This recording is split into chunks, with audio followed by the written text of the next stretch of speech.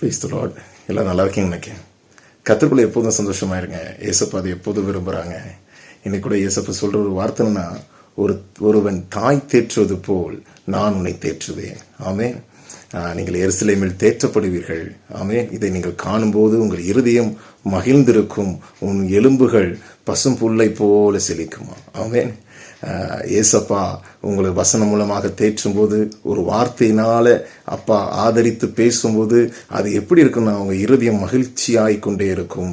தாவீது ஒரு இடத்துல சொல்றார், என் ஆத்மாவை விசாரிப்பவர் யாரும் இல்லை, ஆண்டவரே என்னை கண்ணோக்கி பாரும் என்று சொல்லும்போது, கர்த்தரின் அடைக்கலமாக இருந்தார், கர்த்தராகிய தேவன் எனக்கு ஆதரவாக இருந்தார் என்று வேதம் சொல்லுகிறது. ஆமென். இன்னைக்கு யாருமே எனக்கு இல்லை, எல்லாரும் என்னை ரிஜெக்ட் பண்றாங்க, யாருமே என்னை ஆறுதல் படுத்துறது இல்லை, யாருமே என்னை கம்ஃபர்ட் பண்றது இல்லைன்னு சொல்லி புலம்பாதீங்க. ஏசப்பா இருக்கிறாங்க. ஏசப்பா உங்க பக்கத்துல இருந்து ஆறுதல் படுத்தி உங்களை மார்போடு அணைத்து கொண்டு, நான் இருக்கிற மகனே, உலகத்தின் முடிவு பரிதம் நான் உன்னோடு கூட இருக்கிறேன் என்று சொல்லி கர்த்தர் உங்களை தேற்றுகிறார். ஒருவன் தாய் தேற்றுவது போல இப்பொழுது ஏசப்பா உங்களை தேற்றிக் கொண்டே இருப்பாராக. கர்த்தர் உங்களை ஆசீர்வதிப்பார். God bless you.